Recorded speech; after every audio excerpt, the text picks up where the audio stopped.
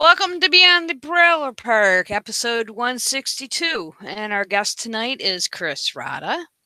But before we begin, I have this wee tip to theists. When you make a statement that's unclear to the listener, or in my case, the reader, and you are unwilling or unable to clarify, then don't make the statement to begin with. Don't tell me to reread or others to reread what you wrote insinuating I'm a dumb fuck and can't read. I can guarantee you I can read better than you. I wouldn't be asking for clarification, nor would others be asking for clarification, if your point was clearly made without the ambiguity of multiple meanings. You're not being clever like you think you are. You're being a fucking idiot, looking for an out when you know you're going to crash and burn during argumentation. It's called moving the goalpost, you fucking moron. It's one of the oldest fallacies and makes you look disingenuous. And by the way, even if your point was clear, I read your articles, by the way, you still have to demonstrate that your specific God exists in a meaningful way beyond the supernatural. Doesn't really matter whether it's the Christian God, the Jewish God, or whatever God you want to claim. If there's a supernatural aspect to its character, it can't exist, as the universe as we currently know it would cease to exist. In other words, the universe becomes acausal. And yes, I've been playing in the crazy group again. And just one other point of clarification / little rant, and this refers to my blog specifically. Just because I do not comment or publicly post on Facebook on any and all topics doesn't mean that I or other people that may not be aware of an incident or an issue, we're not clueless. We are individual people, and for myself personally, I choose topics because they are personally relevant to me in some manner, i.e., poverty. Just because you do not see me spouting my, quote, libtard rhetoric doesn't mean I'm not aware of the issues, nor is anybody else for that matter, or the news concerning said issue. Most likely, if I'm ignoring it, as you say, it's because everyone else is covering it, and my spouting my little 2 cents isn't going to make a whole hell of a lot of difference. And if I'm spouting libtard rhetoric, I'm doing so proudly. You see, in today's culture, being liberal seems to have become a bad thing. I don't think that's true. And actually calling me a libtard or some such, I take that as a compliment, so keep saying it. So if you think you're insulting me, you have a lot of work to do. Remember, you're talking to a person who had an individual tell me directly to kill myself. Okay, I told the dude, go get me a fucking gun and I'll let him watch. And by the way, I'm not a libtard. In your words, I'm a commie. In other words, I'm a social democrat. It's the end of the mini rant. So, Morgan, welcome back. Hi. Yeah, I think that's good advice for people in general when they're like, "Oh, you just don't understand," or "I didn't say that." And I'm like, "You dumbass, I can read. Like I may be from Mississippi, but I fucking know how to read. I just got done taking the bar exam. That's all I've been doing." So yeah, that's done. I am back from Baltimore. So I took the bar in DC, went on for 2 days. I will not find out if I passed or failed until late October, most likely early November, because there Wow. were 1,800 people there. They couldn't figure out how to start on time. There, it was kind of a yeah, it was kind of a disaster in that way. And yeah, and they happened to ask like the essay questions that I needed them to ask me. They didn't. They were like, "We don't have any Civ Pro for you, girl." So, um, yeah. So we'll see what I did.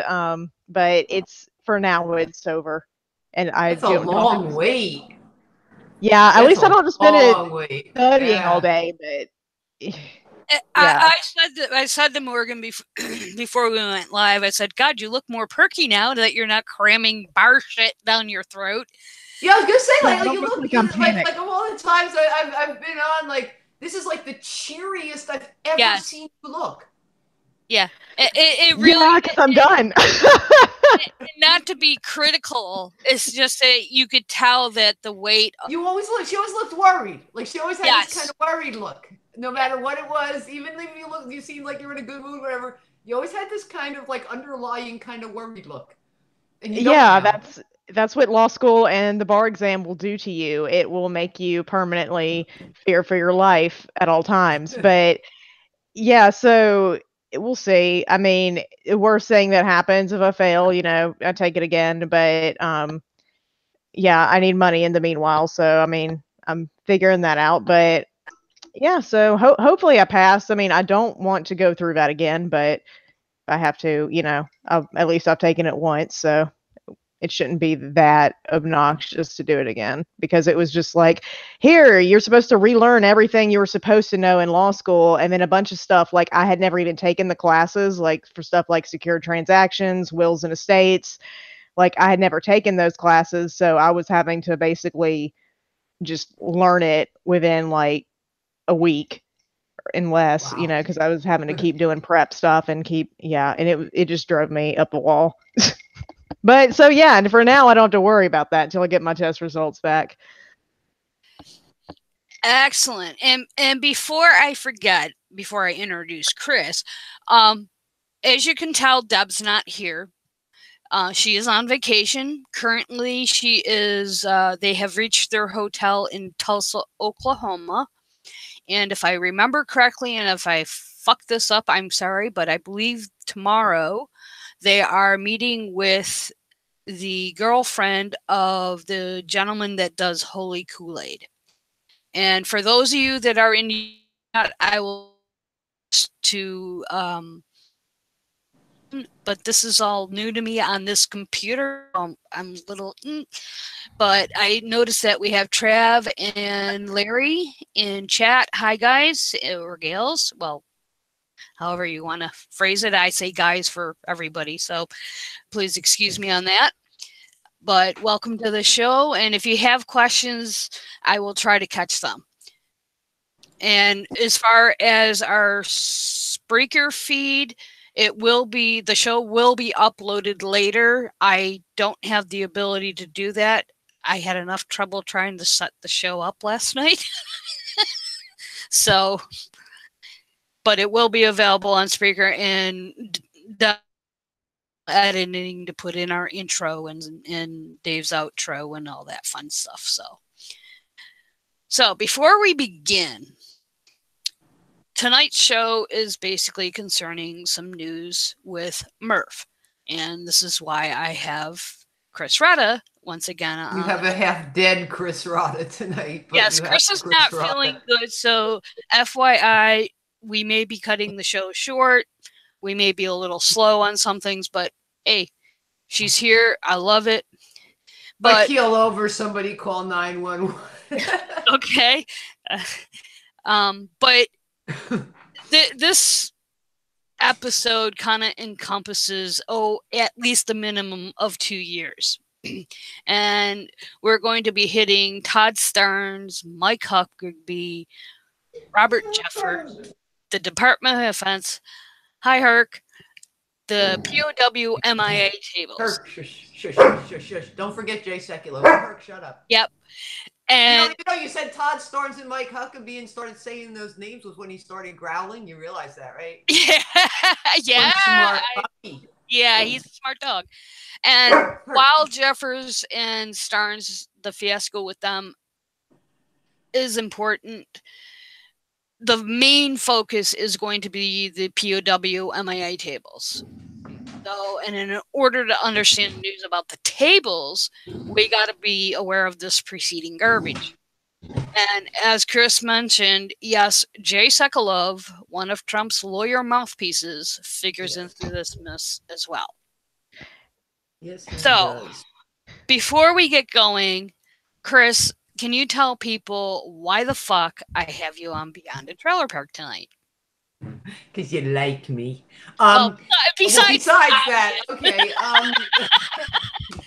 Yes, I am biased towards Chris's opinion. I will throw that caveat out there. I'm gonna do. Okay. My brain is gonna work. You know, people like you get you're all congested and stuff. And you're just so foggy, like you feel like you're stoned, but you're not. But you just like your brain might as well be. That's how I am. So just bear with me. Okay, here's the deal with the POW MIA tables, which for I guess most people are familiar, but just in case there's some who aren't, they're the missing man tables. A tradition started in the Vietnam War era by a group called the Red River Valley Fighter Pilots Association. I think I got that right. In 1967, they this group of fighter pilots over there, you know, fighting, were trying to find ways to keep so many pilots from getting shot down and captured and becoming POWs. Okay, so this group of fighter pilots over there met in Thailand. They held their first conference. This is what turned into this, which is now still an existing organization that gives scholarships to, you know, children of military people, whatever. Okay. They started, this is where that tradition started of the setting the table for the missing man, the POW or MIA. Those original tables did not include a Bible. They included the other items, which are like symbolic items of the salt shaker for the tears, the empty chair, of course, and the different symbolic, the vase with the rose and the ribbon and different symbolism things. Okay, but no, there was no Bible. All right. In 1985, the American Legion, which is a very religious organization, their motto is for God and country. I mean, they're a religious organization. Okay, they passed a resolution in 1985 that they were going to have one of these tables at all of their official events. Their script that they came up with for it and all of that, and the items they have on the table, no Bible. Even though they're a very religious organization. Get to 1999, the Veterans of Foreign Wars, VFW Ladies Auxiliary, published something in their magazine, a new script for the table that added the Bible. And then an organization called the POW MIA Families, or it's a POW MIA Families Organization. So the ones that came up with the POW MIA flag. Mm-hmm. They then also came out with a script almost identical to this VFW Ladies Auxiliary script, also including the Bible. That's the real history of the POW MIA tables. And then after Vietnam, they started being, at every military banquet or military ball or whatever, they started setting the tables, reading the script, and many, or most probably, the majority of military, like dining facilities and whatever, on military bases, veterans hospitals, whatever, also have like a permanent display set up of one of these tables. Well, I know when I worked for the Hyatt, I did 3 or 4 military balls when I was living in Wichita, and they had the table because it's only in dine-in facilities. It's not like in an outdoor setting. Right. And I had asked one of the men there what I saw the table and I'm like, why do we have a table, you know, set like that? I didn't know about it at the time. This is maybe 7 years ago. Right. And he told me about this, and that's what piqued my interest when it started to hit, well, my newsfeed anyways. But now the information you just gave, how do you know this? I mean, it's part of your work at MRFF, correct? What? It's part of your work. The reason you know. Yeah. I mean, well, what happened is, several years ago, we started getting complaints about these tables, including the Bibles, and some of them from the veterans hospitals. Mm-hmm. Okay, and some also on military bases, that about them including the Bible on them, specifically Christian Bible, that these tables like no longer represent all POWs, MIAs, and they really are like, you know, offensive to people, especially like you think like the veterans hospitals. You know, a lot of the patients at them now are like Vietnam veterans. They know what the original tradition was. Yes. You know, and that didn't include a Bible. Okay. And a lot of the people who have complained about them are Christians. Just like, you know, MRFF, we often get called an atheist organization, and we'll get to that later with Todd Starnes. But people, they want to call us an atheist organization. We're always getting confused with the Freedom from Religion Foundation. No, that's not us. 96% of our clients are Christians. That number has held steady since the beginning, 96%. Well, okay? Of course, we also represent atheists and people of other religions. Yeah, and that's what I find really funny, not in a ha-ha way, is that they're calling you guys an atheist organization. Right. Well, that's to get people. That's to get their yes, you know, there's a reason brigade going. Yeah, there's a reason behind it, and I've noticed especially the last year specifically. Gee, I wonder why. That that has become very pervasive, very just nasty. I mean, I am kind of a comment junkie, so I will read all the comments in an article. Why? Do you hate yourself that much? I must, but it's just it's atrocious. And just to clarify, the reason I have Chris here tonight is because she works for MRFF.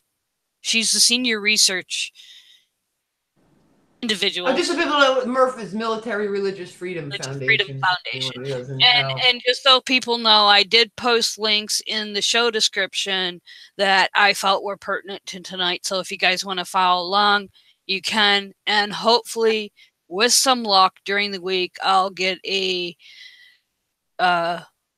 transcript of sorts put out so you can check this stuff that we talk about. But to backtrack a little bit, and Chris, interject with any corrections if I missed something or anything. We mentioned Jay Sekulow, and I don't want to get too deep into him right now because we're going to come back to the missing man tables. Yeah. As I said, he's Trump's lawyer. He is also known as the chief counsel for the American Center for Law and Justice, ACLJ. And basically, they are a politically conservative, Christian-based social activism and watchdog organization, very similar to the Alliance Defending Freedom, which is one of my favorite targets. They are. Yeah, they brand themselves as like the Christian version of the ACLU because they're like, oh, well, the ACLU is a bunch of Jew lawyers. You know, we've all seen the God's Not Dead, you know, stereotypes of like what the ACLU does when in fact the ACLU has defended Christians. So it's like, obviously disconnect there. But yeah, they're purely politically conservative. Barry Lynn was a reverend. The former head of it. I mean, like 80% of our staff and volunteers Yeah, so are Christians. We've got like ordained ministers on our advisory board, former chaplain. I mean, we've got like you know, we're not an atheist. Although, you know, what's really bizarre is like when the really militant atheists like get offended when I say we're not an atheist organization. What's wrong with being an atheist organization? Nothing is wrong with being an atheist organization. We're just not one. Yeah. We just happen not to be an atheist organization. Yeah. But we there's nothing wrong with that. Like pretty much everybody except I was going to say except fundamentalist Christians. But we had a real oddball of a case recently that I'll tell you about, where we did defend some guys, Foursquare Church guys, but that was well, this is what I find really funny about this quote atheist organization, and I don't remember who specifically. I want to say it's Freedom from Religion Foundation actually sent not an amicus brief, but a letter in support of Alliance Defending. That was us. Oh, it was you. Okay, I wasn't sure. We supported them with the Amazon thing. Yes, that's what it was. It was you guys. See, this is the problem when you try to cram all this research. You get everybody all confused. But yeah, they sent us, Merce sent a letter in support of the Alliance Defending Freedom, who is a group. Nightmare. Yeah. Good word. Supporting because the SPLC, love them or hate them, they still do good work when they're right. When they're wrong, they're really wrong. Because SPLC labeled ADF as a hate group, and Amazon, the bookseller, Amazon.com, although they sell more than books now, took them off their Smile program, which is a donation type things. You can support charities. And okay, they're an atheist organization, but yet they supported the Alliance Defending Freedom. Okay.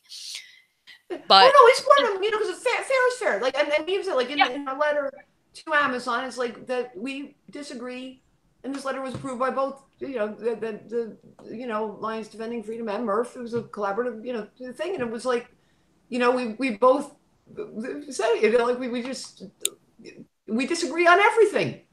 Yeah. Okay, but we also both are committed to like people having the right to say stuff, and the ADF has never done anything, even though they're vile fundamentalist Christians that we don't like.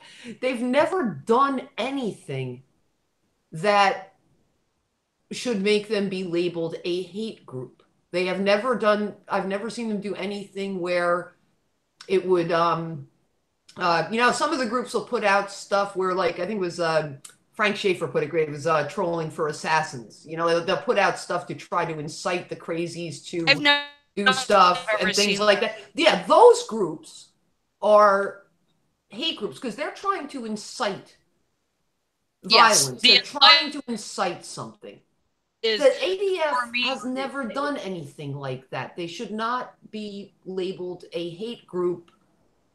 Like I said, we disagree with them on everything, but that their opinions don't make them a hate group because they've never done anything that would make them where you could say they're a hate group. Right. I mean, I can see where the argument can be made, but I mean, that's I think, different topic, different time. But key to what Chris is saying is they've never explicitly incited or stated. Well, yeah, I agree that they've never. They're not trying to like incite anybody to do it. Like yes, they are like you know, totally against like LGBT rights. Okay, but if you read their stuff, it doesn't have that same like. There's a different tone to it. It's like yes, they're making their opinion clear that they're opposed to this. They think, you know, it's, you know, a bunch of sinners going to hell and all that sort of crap, and they all need to be saved. But that doesn't qualify somebody as a hate group the way some of the other groups could incite people to do something against LGBT people other than have an opinion against them. Yeah. So there's a difference. Yeah. But as Morgan said, we could go down that rabbit hole and never come back. But one of the key things about Sekulow that's important to keep in mind is that he's associated with Regent University, which, i.e., Pat Robertson, our favorite man who won't die, and it's them shakes. It's them freaking shakes to make you live forever. They must. I've been dealing with Pat Robertson in a roundabout way, not specifically one-on-one, but I have followed Pat Robertson, I want to phrase it, since 1981. You do the math. Maybe God is real. Yeah, but I'm just gonna go kill. I just need to go kill a wasp with air freshener because I don't have any bug spray. But I found out that Febreze air freshener kills wasps. Okay, well, while she's doing that, I'll add this too, and I do not mean this as an ad hominem or a criticism. This is specifically for reference only. According to what I have read, Sekulow is what is known as a Messianic Jew. And is that like the Jews for Jesus? Yeah, basically. Yeah. But now, he's definitely Sekulow is actually the pronounced name is he's obviously he's Jewish. He looks he looks Jewish. Yeah, he can. That's a stereotype when he looks Jewish. But he's from what I read, he is a Messianic Jew. But and this is my take, my opinion only, is that I think this factors into why he's so hot and bothered with the whole Okinawa situation with the missing man table. And as you will discover, and this is one issue I want to hit real quickly, is MRF's history with Sekulow is quite encompassing. It goes back. But one thing that caught my eye, relevant tonight, is the DMZ flag. Oh, yeah. Chris, yeah, he's still posting. If you judge his Facebook page, he's still freaking posting shit. They still got like what the ACLJ does. Like they're always, and the FRC does this too. They're always starting petitions that they'll get like tens or even hundreds of thousands of signatures on, but they never seem to actually send them to anybody. I mean, like they're always like the same petition. It's like to rile them up. Like you look at them, you think, oh, they go a new petition about this or that. And it's like, no, it's the same freaking petition. Okay, well, they've been like the. I was gonna say one of the tactics that Sekulow and his organization and the ADF specifically use is issues, i.e. most likely the DMZ flag, as a cash cow. Yeah. We specifically saw it with the whole Kim Davis affair in the ADF.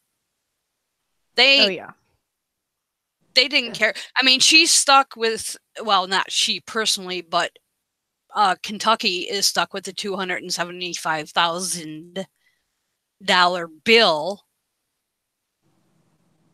in that case. I don't see ADF paying it, but boy, they raked in the millions.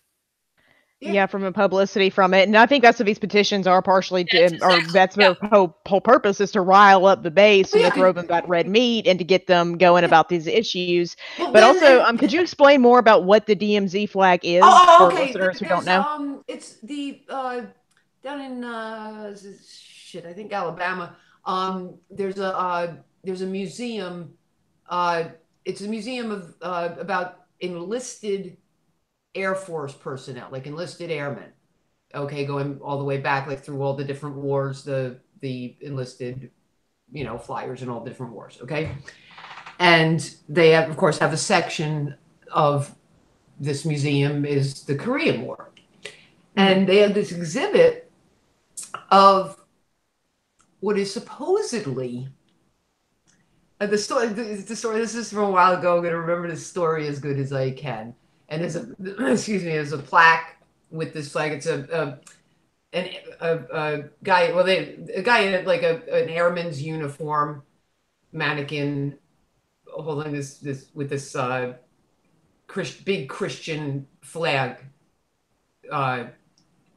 next to him or whatever in this part of this exhibit, right? And there's this flag telling this story about how it was like 1961 or something like that. Yeah, there 60 was or 61. an airman stationed near the DMZ, where from across the river saw this chapel flag and an American flag lying next to or leaning up against the ruins of a chapel from the Korean War, and him and some other airmen swam across the river to retrieve this flag and bring it back, and well, this is the supposed history of this flag, right? So, and is this museum? Is this? I just had a quick question about the museum. Okay, the story is freaking impossible because this flag is in like pristine condition right down to its trim. Now, this would have had to have been, when was the DMZ created? Like 1950, what? 57, if I remember. Yeah, whatever it was. The end of the armed conflict. Yeah. However many years. I remember was that this flag would have had to have been sitting out in the elements for like something like 7 years. Okay, through like Korea gets these like, you know, monsoon seasons where they get like 15 inches of rain like in a month. They have like really harsh winters, and plus flags back then were made out of like natural fibers like wool and cotton and shit. There wouldn't have been anything left of this flag outside in 7 years, let alone something that these airmen could have spotted from across a river when the nearest camp that any airman, the few airmen that were even there, would have been at. There's nowhere they could have spotted this flag, even if it really was there propped up against the building, and swam across the frickin' river to retrieve it. And it was just this like absolutely ridiculous story that this flag could possibly be from the Korean War, retrieved by these airmen in the DMZ and this and that. There's just no way. The flag, I mean, you look at this flag, it's like bright blue with all its fringe, and the cross on it is like it's in pristine condition. Yeah, right? It looks like they just unfolded it. Yeah, and okay, then so also suspicious of this story. Yeah, also they don't have chapels like that close, like, because usually it's like just like on MASH, it's like a tent. Well, there were usually like it is a flag that there's not much possibility that it ever would that there would have been such a flag in Korea where the chapels were like mobile, like, you know, Quonset huts and whatever that could be moved around, because what this there's two different chaplains flags. Or one's chaplain's flag, one's a chapel flag. What a chapel flag is like a pretty big 4x6 foot flag that can only be displayed inside of a permanent chapel building. Is this the one that's displayed? Okay. What? Is this the one that's being displayed? Yes. The chapel flag? Okay. What would have been in Korea, what any chaplain would have been issued a chaplain's kit that would have been included what's called a chaplain's flag, which is a smaller version, like a 2x3 foot version of that flag, that the chaplain would put where a service was being held or to mark where the chaplain was. Okay, that's the type of flag that would have been in Korea. Because the bigger flag is not a flag that would be in a war zone to begin with. because it's a flag that would be only in a permanent chapel, inside a permanent chapel building.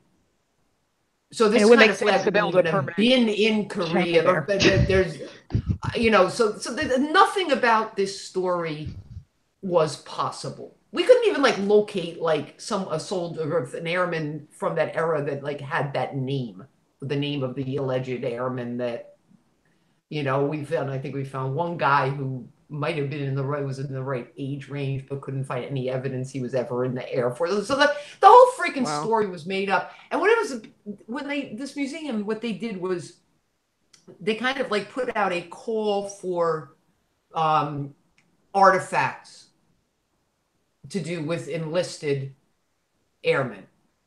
So families of airmen from different wars that you know had these things passed down that had some story attached to them, like donated these items. Okay, so the whole story was obviously a fictitious story, and if there was no story making this flag museum worthy, it shouldn't be there, because then all it is a display of a Christian flag for like no reason except to promote the Christian religion. If there really was a legit story for it being there, yeah, then that'd be fine. Yeah. Then there's a reason for it to be in a museum with an explanation, because the museum shouldn't be anti-religion or anti-chaplains or whatever. But it just the story, you can't just have made up stuff there. Yeah. Right. You can't just have like a made up story to have a religious symbol in, because then it just, all it is a promotion of religion for no reason. Well, yeah, and also it's made up, and it's a museum that's supposed to educate people. So is this museum ran by the government in any way, or is this? Yeah, oh, it is. Okay. It's the Air Force Research Institute, something like that. It's called. Okay, I didn't know if it was like directly ran by the government or if this was just some private random museum. Official military run by the government museum. Well, I think the money quote in your article specifically where you debunked this whole story and you go into much more detail from that article, you state, quote, "So how does the ACLJ twist the facts about MRF's efforts to get the historically dubious story of the airmen's allegedly retrieving the Christian chapel flag from the Korean DMZ in 1960?" And thanks to Larry in chat, the DMZ was instituted in 1953, by the way. Yeah, it said 7 years because it was 753 to 1960. I can't remember the years, but I remembered it was 7 years. Yeah. But the line that really nailed it for me here is, well, for starters, by claiming that MRF is attacking history. This is their new tactic, by the way, folks, so pay attention. Oh, MRF is attacking history. Interesting. Yes. Oh, yeah, and we'll get to more of that with the POW tables. MRF is, yes, we're attacking history. And then, Chris, you go on and say, it's petition signing getting article titled "Defend the Chaplain Flag, the Cross, and Christians Who Serve Our Nation" begins, and this is a quote from that article, "In the latest attack by Mikey Weinstein, who is the founder of MRF and Chris's boss, and the military religious freedom, the target is not only the United States military." Oh my God, but it's also an attack on history. In this case, holy hyperbole. Yes. Holy hyperbole. An attack on the military because you don't want a made-up story in a museum that's supposed to educate people? Like, what? That's holy wild. Hyperbole. I am so fucking feeling that. And what caught my eye with this is my dad served in Korea. Okay, yeah, so I've always had a precursory interest in the war from the fact that my father served there. Now, up until about maybe 10, 13 years, my dad never spoke about Korea. The only thing he said about the Korean War when I was growing up is, "I hate Chinese food. I don't know the reference to that or why he would say that, but it's the only thing my dad ever said about the Korean War until about 13 years ago. I went home, which I don't do very frequently, and he had a military issued, I'm assuming through one of their commissaries or however they do their selling of registered military stuff, which we will, by the way, hit a little bit later. He had a hat with his unit and stuff on this. I was like, whoa, that's different. And he actually now meets with 4 gentlemen that I don't know if they were in his unit, but veterans. He gets together with them. So I've always hit it. And when I saw that, I was like, in this case, the history of the Korean War, and I'm like, no. Even before Chris's article, I knew a little bit of the history of the war and certain aspects of it, but like you said, Morgan, holy hyperbole. Yeah, like an attack on our military. It's like that. And that's how so extreme. All these word stuff. It's an attack on our military. It's an attack on the chaplain. It's an attack on like they take everything so personally. It's you got a story in a museum that's bullshit and can't possibly be true. And then to say that we're attacking history when what he's defending is a story that is, and the museum, I emailed the museum, the director of the museum agreed when she looked at it. Now this predated her being there, the person I was emailing with. Okay, this thing was apparently donated around 1996 or something like that, whatever. But like, she agreed. She said that no, the story doesn't seem like it could be true. It's like, yeah, you think? But well, do they vet at all, anyway, like to verify? Whoever put this in the in there, whoever wrote the wording for this plaque, which is typo. I think there's a typo or 2 in the plaque too, which was funny. But whoever wrote this plaque, wrote this story on this plaque. Did it not occur to them? This is someone who's working in a museum, okay, creating this exhibit. And like, did it not occur to them? Because the first thing that when somebody first emailed Murph saying, there's this big Christian flag in the exhibit, the Korean War exhibit in this museum, check it out, right? So I went to just check it out, see what it was. And it was before I even did any further research into the story. All I saw was on this plaque saying that 1960.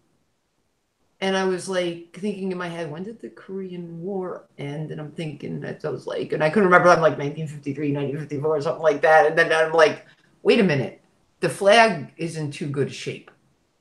That was like my instant, like within like seconds of looking at this. The flag literally looks like somebody just opened it up. That same thought didn't occur to somebody creating this exhibit in this museum. They need a different job. Yeah. Because like just that alone, the condition that the flag was in should have set off like a bullshit detector.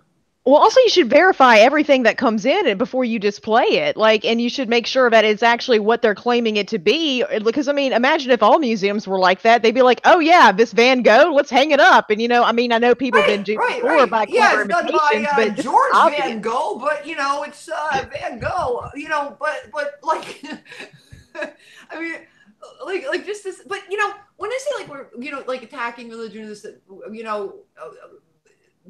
or attacking, don't want anything to do with religion.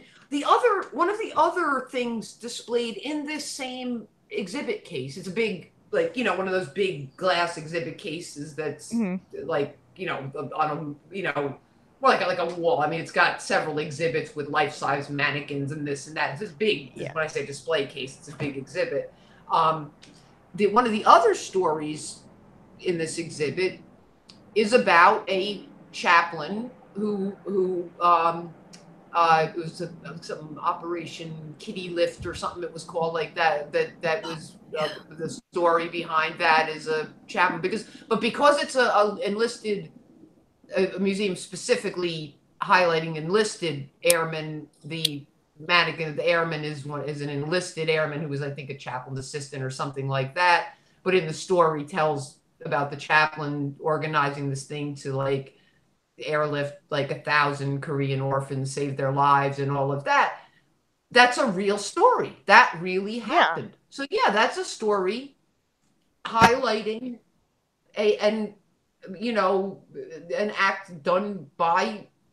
organized by a chaplain. So of course that should be in there because it really happened. And that chaplain's assistant, whatever, should be recognized for that. Yeah. Like it's not like we want to wipe that out because it was a chaplain. Exactly. So that's perfectly fine. But the other story is just total bullshit, impossible story, didn't happen. Unverified. Get that out, but then we get accused by Sekulow of revising that we're attacking history. Yeah. Well, I think, not to get too much into Sekulow now, because we will be coming back to him specifically, is that going back to this whole petition and the whole thing is that, as I said, I'm a comment junkie, and I was reading through some of the comments concerning Murph's dealings with this, and I don't remember which article I read it on or what news press release, but in one of the comments, some dude was speaking how the U.S. is a democracy. We're not.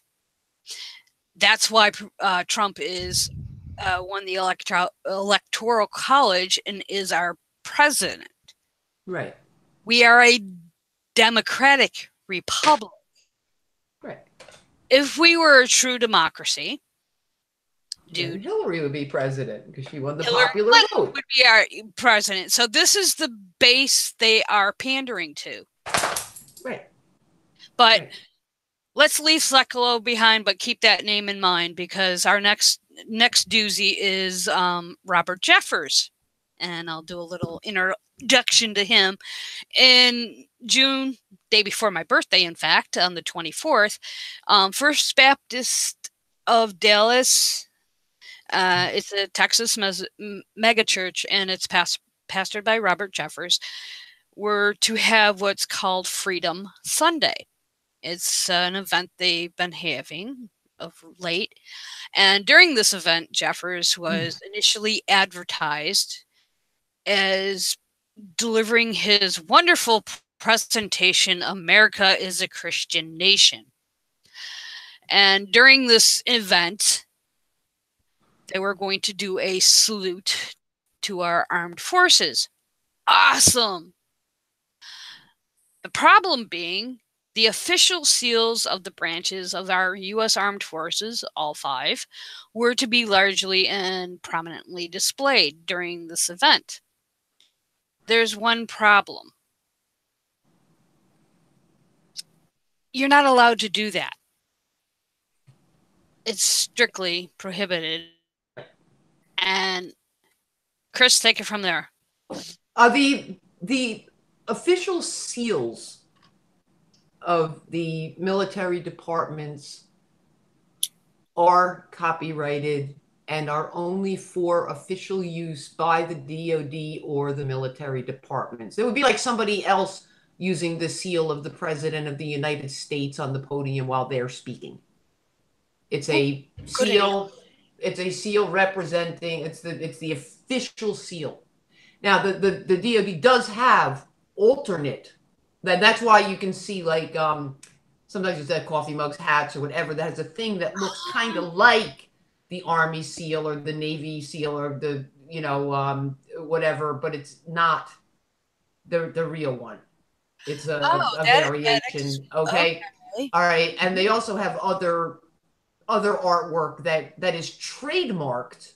It's all trademarked, but can be used, like licensed for things like, coffee mugs or coins or whatever, you know, the kind of stuff people It's buy, like my Air Force bumper sticker that I have on my old computer because I don't drive. Like it actually took an act of Congress for a state government to be able to use the seals on license plates for veterans.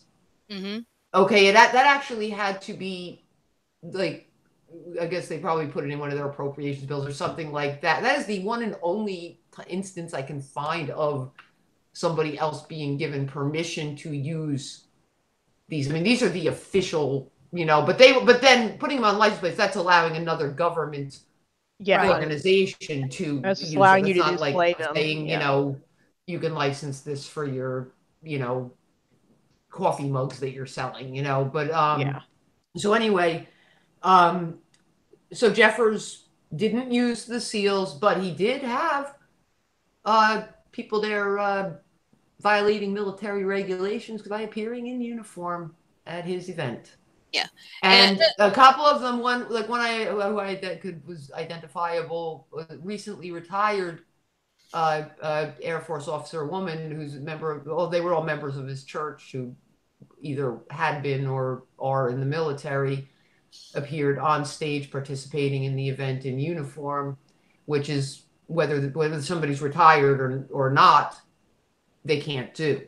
Yeah. Okay, and also had a chaplain, a retired chaplain in uniform, giving the sermon, and also like right at the part where they were like taking up the collection and saying "be generous" and whatever, because that's endorsement of a non-federal entity. Yeah, you can't have it, and not just religious organizations. No private organization. Yeah, you can't participate in uniform in that. So he still violated.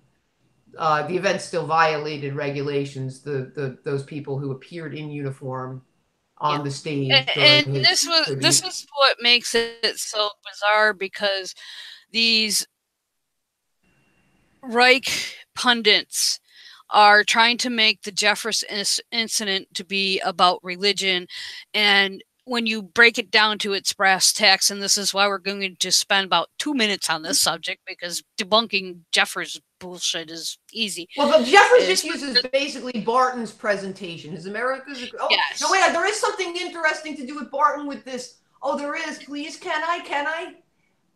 Yes, go ahead. Of course. Okay. You don't have to ask. So Jeffress actually practically said that Barton makes shit up, and let me explain how. Okay, I have past recordings of Jeffress in the past giving his America is a Christian Nation speech, right? Okay. And it's actually a chapter of a book he wrote in like 2004 that the chapter title is America is a Christian Nation. So it's basically, the speech is basically practically him reading this chapter of his book, right? So in that, it's just basically like and he even admits, like says in the book, that the historical information like came from David Barton, and it's all copied mostly from like Myth of Separation and, you know, like Barton's books. Okay, so Jeffress has been given this same presentation for years, but when he gave it this time, because the event was under scrutiny and people were going to be, you know, watching it, right?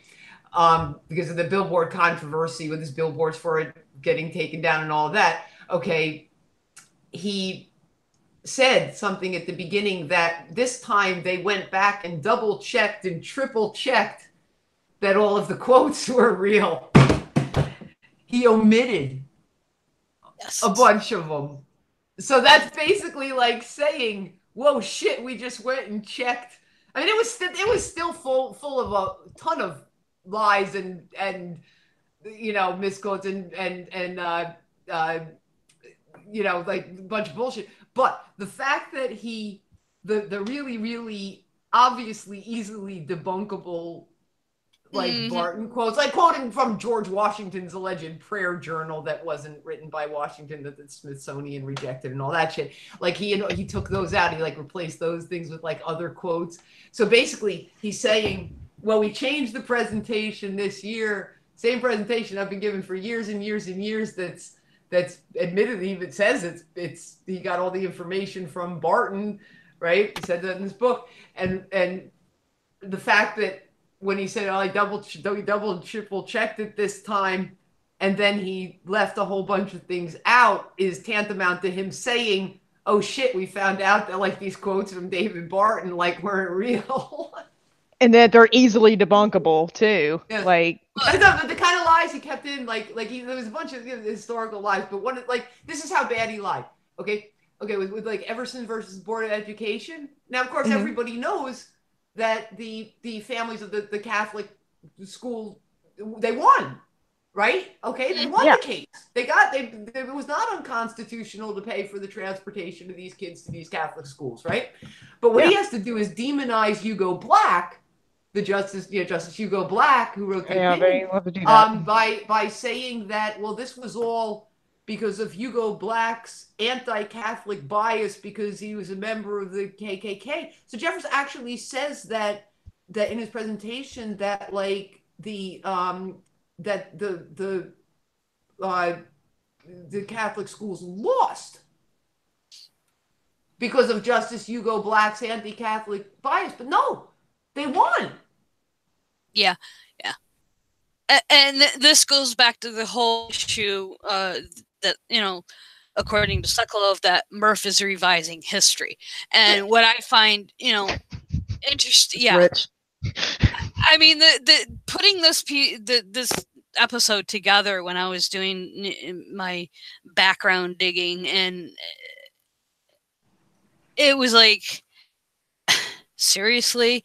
I mean, with Jeffress, and he was also in the news too, I'll throw this as a side note, about a building down as well concerning this event. So, I mean, but it's not a religious issue if you boil it down to brass tacks. It's basically the use of armed versus shields only for official use. Right. It's violating a military regulation, a DOD. It's a law, that nobody can violate, whether you're a religious organization or not. Yeah, it doesn't matter who you are, what you do, you can't do it. Right. And that's what makes, the whole incident with Jeffress kind of bizarre. But enough with Jeffress for the moment. I saw on Twitter that for some reason I am now getting Twitter notifications of Jeffress tweets. I don't know why, but I saw that he's now the official chaplain of Todd Starnes' radio show. Yeah, I'm blocked yesterday or some shit. All these people that we're mentioning tonight, I'm officially blocked by them, so I don't know what their Twitter says. But don't forget to mention that Jeffress is one of Trump's big spiritual advisors. Thank you for reminding advisory council or whatever it's called. So pretty much everyone, like how many of these people everyone we mentioned tonight are tied closely to Trump. Okay. Yes. Yep. And thank you for reminding me that, because I forgot to put it in my notes that all these people are.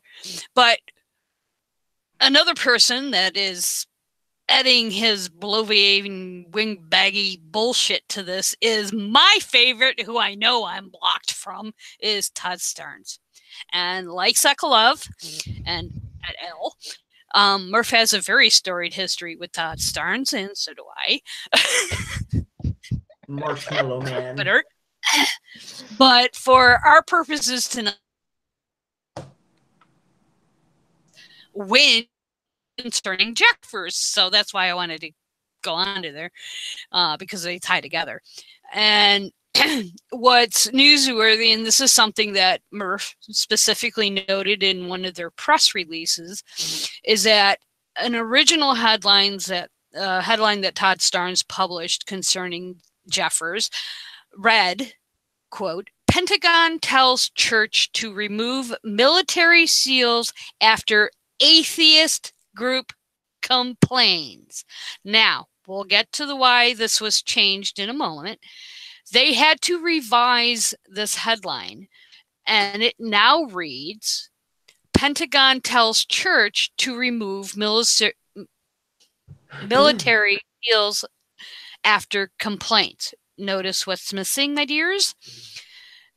Recently, and Chris will explain a little more, and I'm sorry my speaking is like,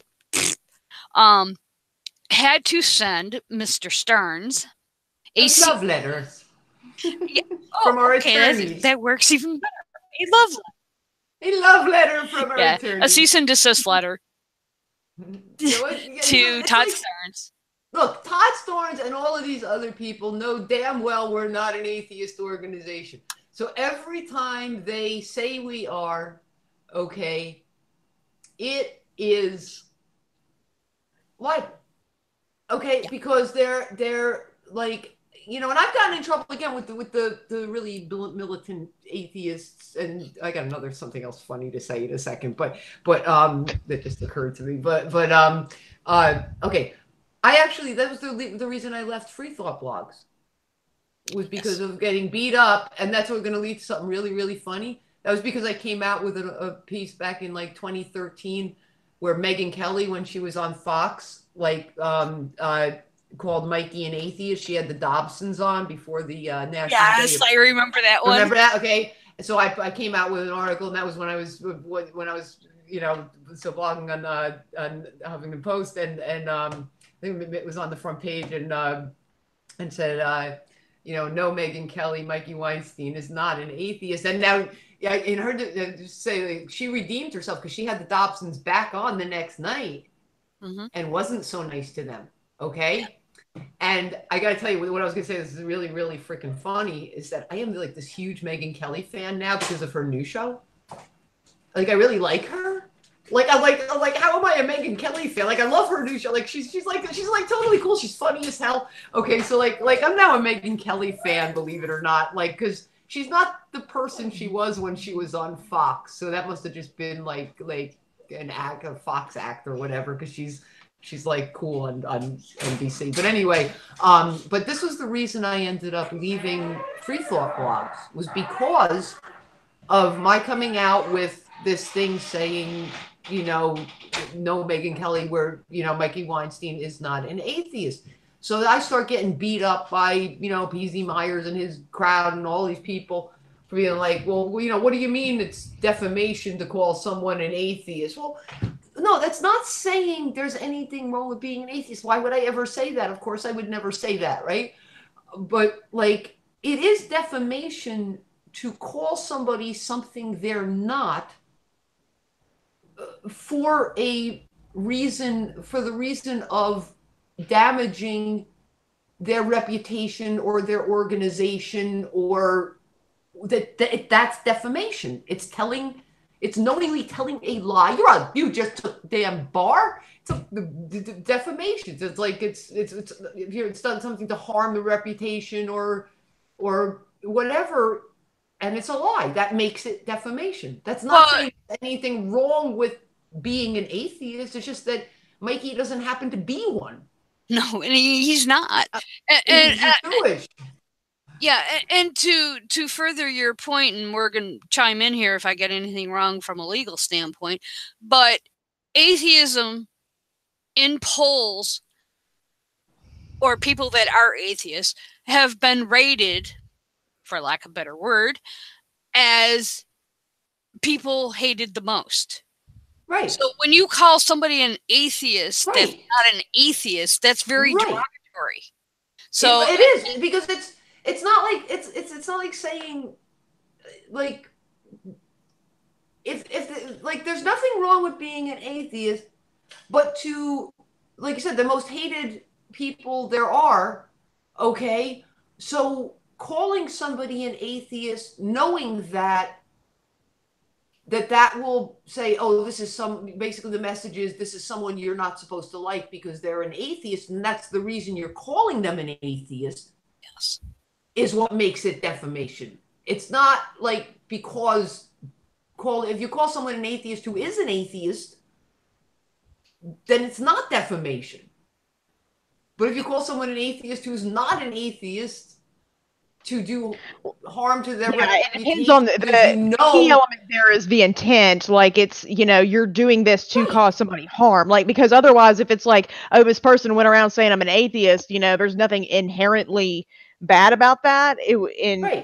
Yeah, but if it, but in this context, it's to damage your reputation, and it's untrue. It does harm to the organization in the sense that, like for example,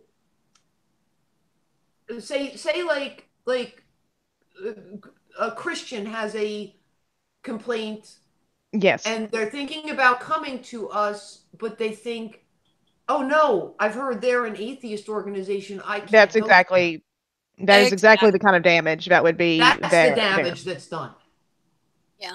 And it's a shame whether you are an atheist or you are a Christian or a Sikh or a Buddhist or a Muslim or any of the 3,000 plus different denominations that there are out there. And that's the harm it caused, because, and yes, I am biased. No, I have no qualms admitting that MRFF is an organization that does good work. End of story. You know, it's like, but what I found kind of interesting reading through the letter that the lawyer for MRFF sent to Fox News was this. Now, if you're not super familiar, you might not catch the snark in this segment I'm going to read, but I found it absolutely hysterical, and maybe I paid too much attention to this stuff. I just remembered which lawyer wrote it and what it said. Go ahead. Okay, this is the part that caught my eye and what I just found funny. Quote, "There was a time when I thought perhaps you were innocently confusing the Military Religious Freedom Foundation with a separate, unrelated organization by the name of Freedom from Religion Foundation. You've no doubt seen their television commercials featuring President Ronald Reagan, Reagan's son, Ron. The Military Religious Freedom Foundation is different. It's not an atheist organization. It is secular, civil rights advocacy organization, of which approximately 96% of its current and retired armed forces clients are Christian, and about 80% of the foundation's staff. Given that this has occurred a number of times, I would like to ask you a favor. Would you please have someone in the Fox News legal department, preferably an attorney, who knows something about the law of libel and slander, call me, so that I can have a conversation with them about what in the world is going to what in the world it is going to take to impress upon you the need to stop doing this." Oh, that was some shade. Yeah, and hopefully I read it so you guys will kind of understand the background or the context of this. I mean, it was marvelous. I called it a love letter. Yes, I like that even better, a love letter. And but continuing with Starnes, and my time frames and when all this occurred is a little blurry. This is all recent. This is it's all within the past couple months. But as far as when this incident occurred, I don't know if it was before, after, or during. Todd Starnes did another opinion piece on Fox News, and as I noted, he changed militant organization rather than from atheist organization. So obviously the letter seems to have worked for the moment. He hasn't called us an atheist organization since, but he did say he was on Fox the other night, on Fox, on one of their shows. I don't even know what shows they have anymore, but and he said he doesn't believe that like with the latest POW MIA table, the one can't remember which bases. FV Warren Air Force Base. That he, I think, is it 30? I think maybe we have like 36 clients or 31 out of the 36 are Christians, or 36, something like 30 something of them are Christians, right? Yeah. He said on Fox News that he doesn't believe, he goes, I'm a Christian, and I don't believe any Christian would object to the Bible being on the table. They are. Most of our clients on any given issue, okay, are Christians. Yeah. Because like usually it'll turn into a group, like a lot of times it's a group of, like, we've had some, oh God, 56,000 clients, but like a lot of times it'll be like a group of soldiers or airmen will come to us, like with like one person writing on their behalf, like on me and these however many other whatever people are objecting to this, or somebody will object to something and then others will join in on it, saying, yeah, that is wrong, and then they'll become, like, so in this case, I don't know exactly how many clients we've got now, I'd need to check, but I think it's either 31 or 36 who are Christians, or maybe 31 out of 36 or something like that. But Starnes is saying it was 31. And that brings up something that I was going to mention later as an aside. But I noticed reading a lot of the comments to Starnes's pieces on his website and yada yada, is that the misperception is that Mikey, these clients don't exist at all. Mikey is making them up whole cloth. Don't exist. Nobody is complaining about these tables. Nobody is claiming anything about any of the cases. Okay. But why would you even do that? Wait. Here's the big hypocrisy. Okay.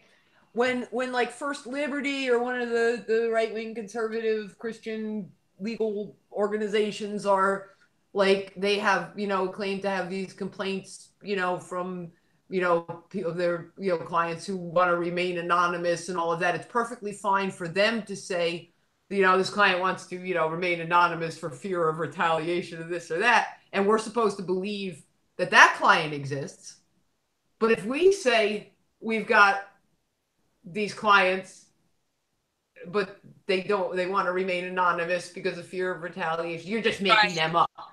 Yes, exactly. So it's okay for them to do it, to say these people don't want, want their names out there or whatever. And, like, okay, so, but you can say, well, you don't think our clients exist?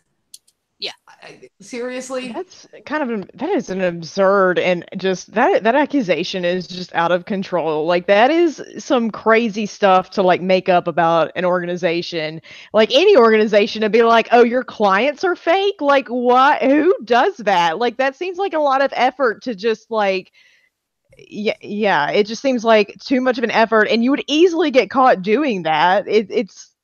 Yeah, that's insane. Well, the thing that I find totally absurd about that whole accusation as a scenario is that, can you imagine the work that Mikey and Murph would have to go to make this all up? That's romance of my real job. I sit here making I mean, yes, I'm biased. I've known Chris now 7-10 years. I don't even know. And I've been following her work even longer. It's just, it's crazy. But yeah, Mikey left, like he could have, like, got a nice cushy life as a big corporate lawyer. And he left that to found this organization to like, I mean, he was like Ross Perot's lawyer for like Perot system. Like just living a life like with the kind of money Sekulow and Jeffress have. And that was another complaint. I won't even touch that, but it just blows my, like, Starnes, and his ilk forget that, and correct me if I'm wrong, Mikey's former JAG. He was a JAG. He went to the Air Force Academy. Yeah, and then, he was. Then he served as a JAG, but he left the Air Force to become a White House counsel in the Reagan administration. Yes, exactly. And okay. So he went from being Air Force Academy, JAG, White House counsel in the Reagan administration, and then into private corporate stuff he did after that. Okay, so basically that's his. So while he was doing that, he was making all this shit up. Yeah, right. But back to Starnes. What caught my eye is, as we said, the letter seems to have worked so far, but he really jumps into bizarro land with this tweet. Now, FYI, I did have to pull this off of MRF's website because I am completely blocked from Todd Starnes. I can't access him from either account. I just can't keep my mouth shut. And basically what he does is he urges the Trump administration to defend the POW MIA tables. In other words, he wants our president, who swore an oath to uphold the Constitution, to defy the Constitution.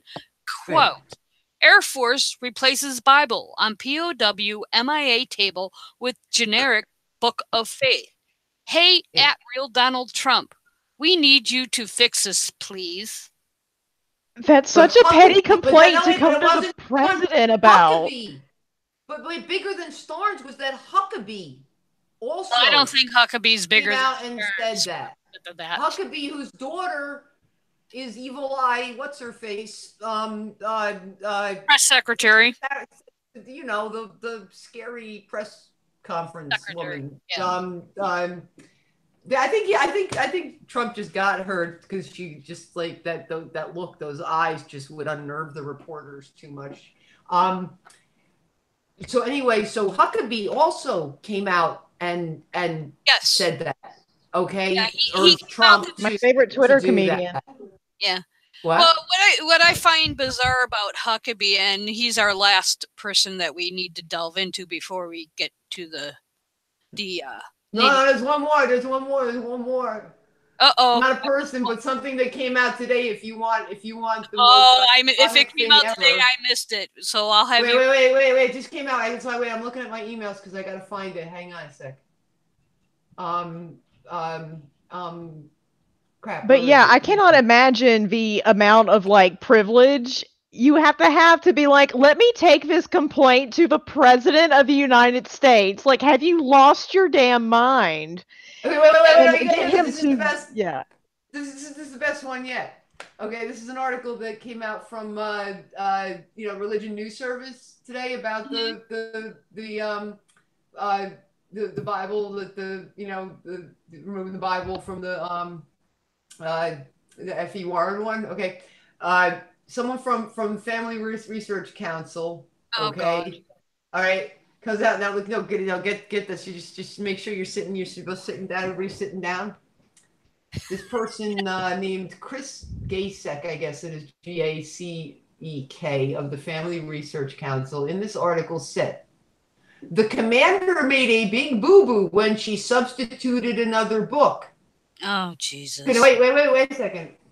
Here we go.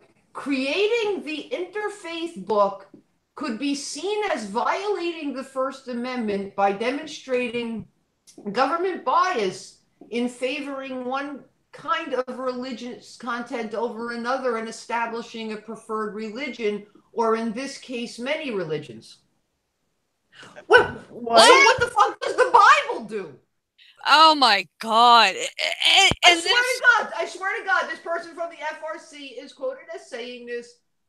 Read it again, Chris, please. The Religion News Service, it's religionnews.com is their website, that this person, this moron, said that what we're talking about doing here is that even though the original, we have to get a little more into the history of the tables, but just basically the original tables didn't contain any Bible, and like I said at the beginning, this thing of adding the Bible it never happened before 1999, and now it's happening a lot.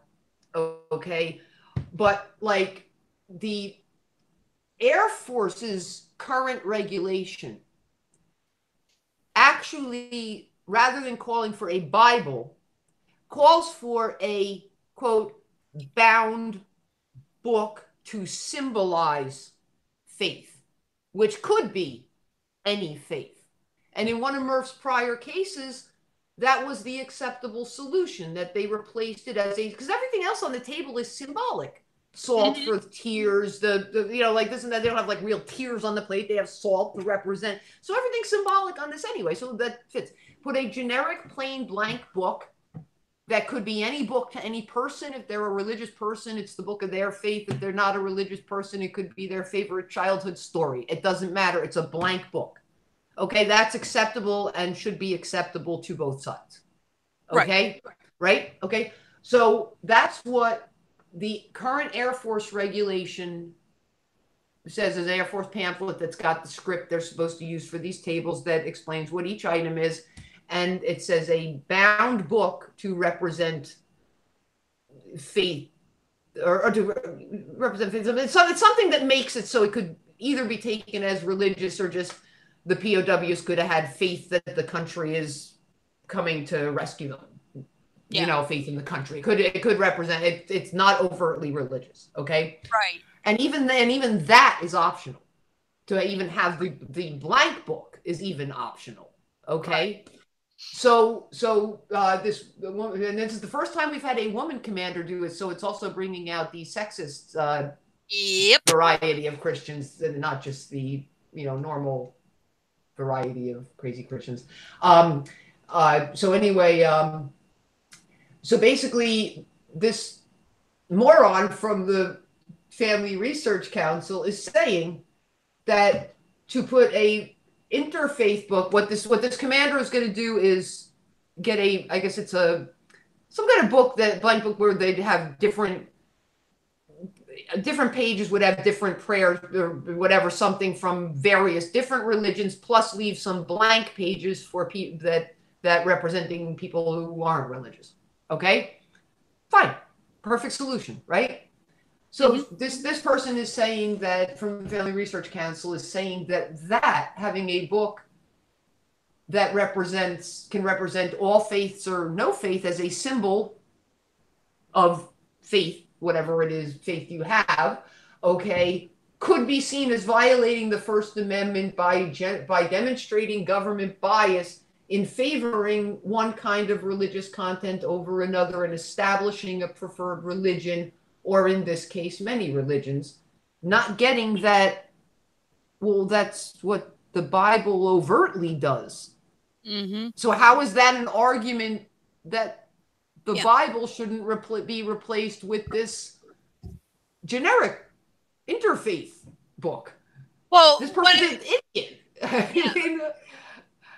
In following SOCAS issues outside of the military issue thrown in, I've noticed that either Reich not understand the First Amendment. They do, you know, they don't understand the concept behind it. They don't understand what SOCAS really means, or they are intentionally being obtuse.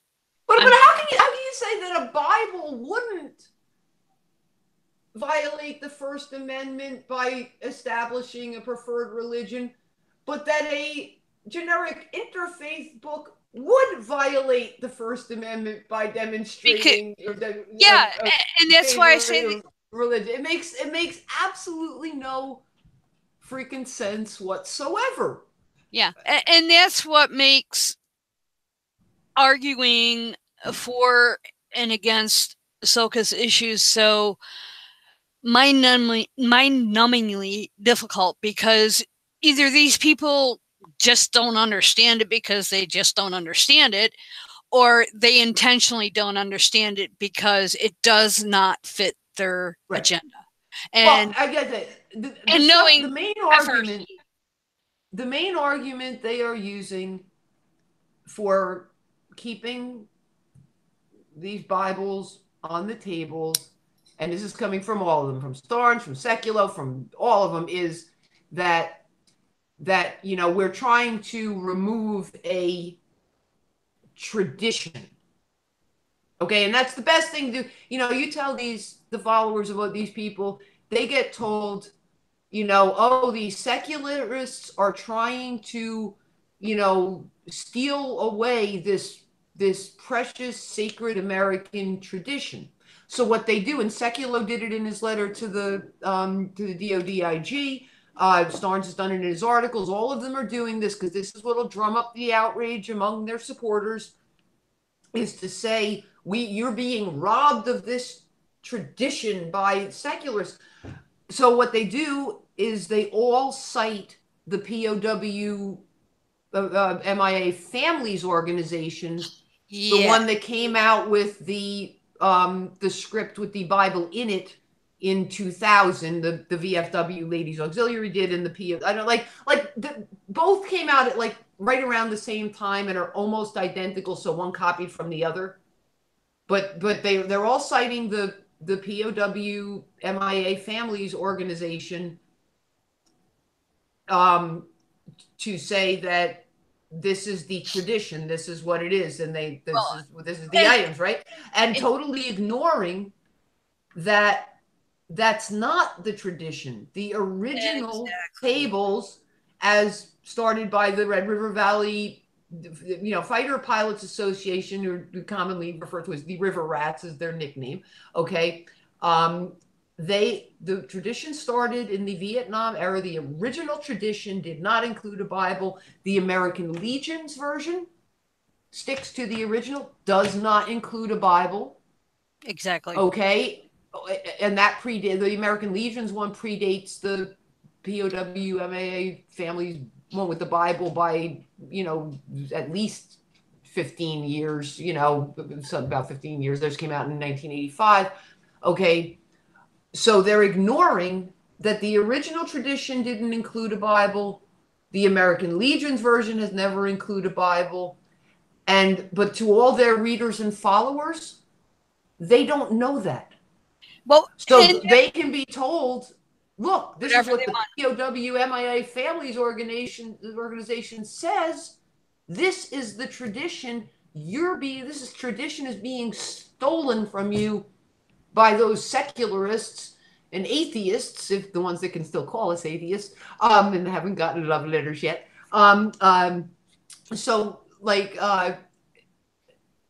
It's red meat for them. Anytime they can tell their followers that a tradition is being stolen from them, that it's just the surefire way to drum up the outrage. That is why they are all jumping on this particular issue. Well, I think, and you've kind of clarified a thought I had, and this is going to lead us into the big shindig concerning is that one of the noticed within the Reich is they like to throw spaghetti on the wall and see what sticks. Yeah. It's happened with various things. The anti-LGBT bills that we saw concerning the debacle in Arizona, and it kind of sorta, and I mean sorta, ended with Mike Pence's mess that initiated the numerous corporate boycotts in Indiana. And that was a tactic that was adopted by the anti-LGBT group adopted now by the pro-fetus organizations. They're trying that. And now it appears, if you go back through the history of some of the Reich's complaints, not just with MRF, but in general, they're adopting that tactic. Right. And MRF has at least 12 cases dealing with the MIA tables, going back to 2016. This is not a new issue, folks. And that kind of confirms it, because it's like you're saying, you're taking away tradition. Well, your fucking tradition is wrong. Because what we're doing is actually restoring the tables to the original tradition. Exactly. And that's what people... Which I'm all POWs, MIAs of any religion or no religion. The and that goes to a point. Didn't have a Bible. Yeah, and a point I made months ago, and I oft repeated, is that it's the whole issue of the secularization. Sorry, I can't say that word, of the cross, i.e., crosses on the roadside for fallen police officers, primarily highway patrol, but there are others. You know, that whole issue. American Atheists was one of the, I don't know if they were a plaintiff or a defendant. I think they were a plaintiff. In that whole issue. Oh, it's just a symbol. And then when you try to take it away, oh, this is a tradition. I mean, they confuse the issue where, like you said, Murph's trying to go back to what it really means. Right. I mean, and that's just about, I mean, it's like that's not why we got involved in it. Like, we got involved in it because like of course, you know, having any display promoting a particular religion, you know, I mean, whatever. But then when I looked into it, and I'm like, well, wait a minute, the original, and that's when I did all the research, you know, and found out that, well, the original tables didn't include a Bible, so this should be a non-issue. This should be like why don't they just go back to honor the original tradition? You're doing both. You're getting rid of the thing that's this contentious issue, and going back and honoring the original tradition as it was started it. So, you know, win-win. Morgan, I have words coming from your end. I'm sorry? Morgan, are you No. It sounds like fireworks. I was thinking it sounds like a whoopee cushion. What? Yeah, that was weird. That was weird. But if you chime in when you, oh, her headset died. Well, chime in if you can, but don't go anywhere. Oh, I just saw the slash go through her microphone thing. Yeah. Yeah. Oh, well. She muted herself. But yeah, and this whole, I know our discussion has probably been like majorly confusing, and I am going to post all the pertinent links and stuff that I my research leading up to this with, you know, Chris's pieces and yada yada in the show notes eventually, hopefully Wednesday if work doesn't interrupt again. But like I was telling Deb before, when we were talking about the show in general, I said, you know, these were bits and piece stories that I've noticed piling up with a quote general theme. Yeah. And it's like, as I said, they don't understand SOCAS. And since you started to lead into it, and we've mentioned the history about the POW-MIA tables, and but we have Sekulow's to the fake, the other fake history that Sekulow uses in his letter to the DODIG to defend the table.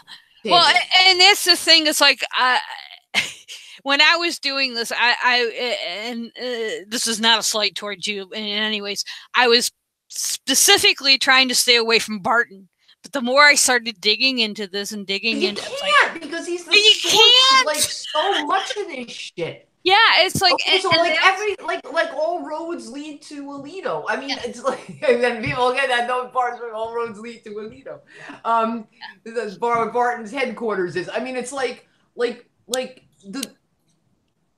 Jeffress got his history for his event from Barton. Like you know, Sekulow in his letter to DODIG is using lies that were popularized by Barton. I mean, so like you can't, because all of these other people get their historical bullshit from Barton. So you can't ever, and this is like where like Barton is just so pervasive because like, you know, even like times that we've talked about like the Congressional Prayer Caucus. who I'm sure will get involved in this POW MIA table stuff at some point. Eventually, okay? And Mike Pence, when he was a congressman, was a member of Congressional Prayer Caucus. Who helped found the Congressional Prayer Caucus? Barton. Okay, so it's like he's the guy is like got his nose in everything. He's got his nose in everything that has to do with any of this shit. It's like there's always some connection to Barton. So like Sekulow in his letter, besides distorting the history of the POW MIA tables by saying it's tradition to have the Bible and citing this POW MIA families organization, okay, as if that is the tradition, okay. He also has his section, and I've got it up here on my computer screen because I'm actually been trying to write something about it, which I was hoping to have that done before tonight, but it just being sick, I just haven't been able to finish it, and with other stuff coming up, he let's get to two of the big ones that he gets from Barton is this is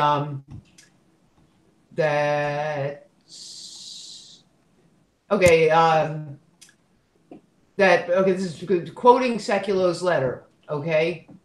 It was President Thomas Jefferson, a man often described as a strong defender of strict church-state separation, signed multiple congressional acts to support Christian activity among the Indians.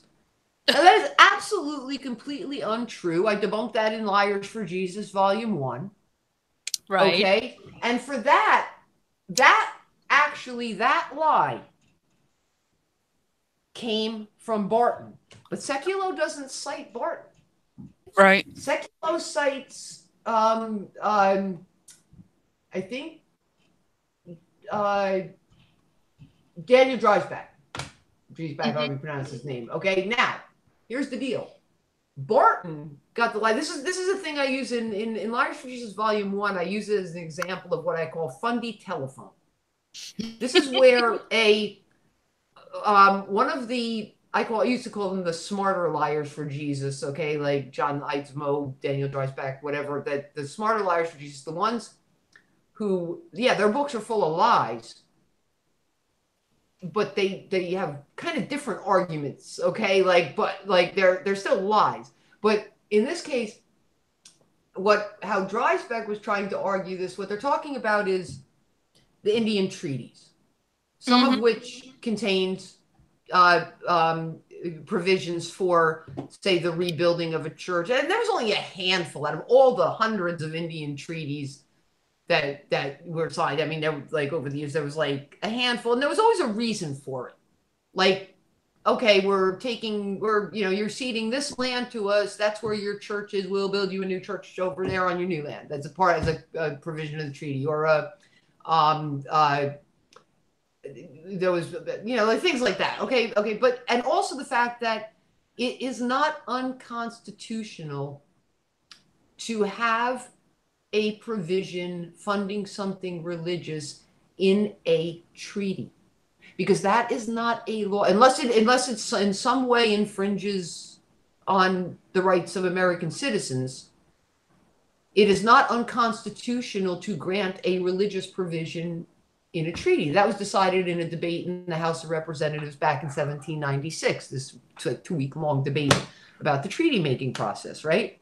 Mm-hmm. Okay, so it was not unconstitutional in this one treaty. Out of the 40 treaties, Indian treaties that Jefferson signed, there was one. With the Kaskaskian Indians, there was one that paid for the salary of their priests. This tribe had been Catholic for generations. They were converted by French missionaries in the 1600s. Okay, this treaty is in 1803. They wanted the salary of their priest paid for 7 years, $100 a year, and $300 for building a new church. Okay, so that's in this treaty. Okay, nothing unconstitutional about that whatsoever. Okay, what Dreisbach does in his book says that, well, if Jefferson thought that it was unconstitutional for the federal government to fund religion, then he could have just put in the money and said it was for an unspecified purpose, like they did in this treaty with the Cherokee and this other treaty with the Wyandots, however it's pronounced. Okay? So Dreisbach used those other two treaties as examples of treaties specifically that did not have any religious provisions in them. They had lump sum money. What he was saying was, well, if Jefferson didn't want to say this was for a religious purpose, he could have just done what he did in these other two treaties and said, here, we're giving you this, however many hundreds of dollars for whatever the hell you want it for. Mm-hmm. What Sekulow does is use the David Barton version of the lie, which is to claim that those other two treaties also had money given for a religious purpose, meaning he either has a serious reading comprehension problem and didn't catch that Dreisbach was very clearly saying, I'm mentioning these treaties because they didn't have any religious provisions. So Sekulow is using the Barton lie, but he's not citing Barton. Right. Because he's citing someone who actually is a real historian. He's a Christian nationalist but is a more respectable Christian nationalist than Barton. People see the name Barton, it's like, yeah, well, David Barton. Okay. But the other one he uses is the one that's used everywhere, which also is one that Barton has used, of course, is that Thomas Jefferson developed a curriculum for the public schools in Washington, D.C. that, excuse me, used the Bible and a Christian hymnal as reading texts. Completely untrue. Yeah. Okay. There was a school in Washington, D.C. that used the Bible and Watts's Hymns for Children as a reading text, but that school didn't exist until 1812. Okay, Jefferson left Washington in 1809, 3 years earlier. What they do for that one, how they come up with that, is they say, well, Jefferson was another wasp. They're all over the fucking place. Okay. How they come up with that lie is that Jefferson was elected the president of the brand new Washington, D.C. school board in the city of Washington school board in 1805. This is a totally honorary position. President of the United States, make him the president of the school board because he gave us a nice fat donation for the school buildings, okay? Jefferson had nothing to do with any schools in Washington, D.C., okay? Plus, the school that they get the thing with the Bible and Watts's hymns from is a report from 1813 on a school that wasn't opened until 1812, and it was a Lancasterian school. The city of Washington decided to use this method of teaching large numbers of students for like almost no money by being able to have just one teacher and then have the older students teach the younger students, with one teacher overseeing the education of like hundreds of kids at a time, right? Mm-hmm. So for that school, they brought over a teacher from England to use that method that was developed in England. Mm-hmm. So that had nobody in America had anything to do with the curriculum for that school, let alone Jefferson.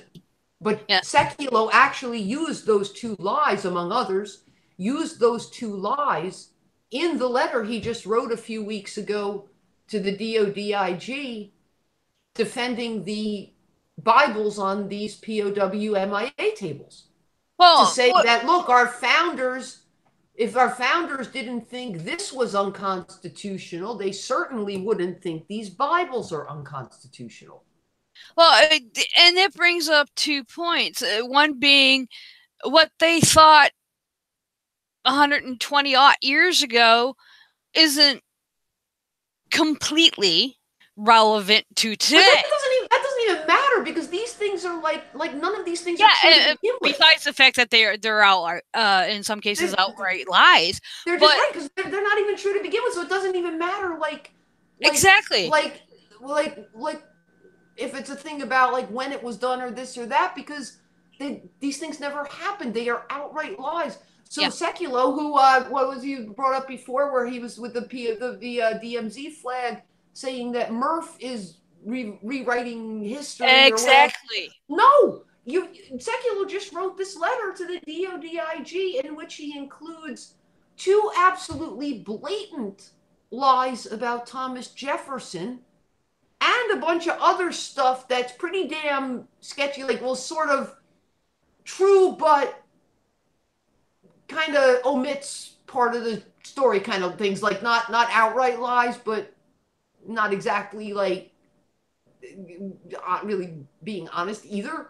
Okay, like trying to basically they're always trying to make it so like, oh yeah, like another one about Jefferson is like, well, Jefferson signed the Articles of War that said that soldiers should, diligently attend divine services, this or that. Yeah.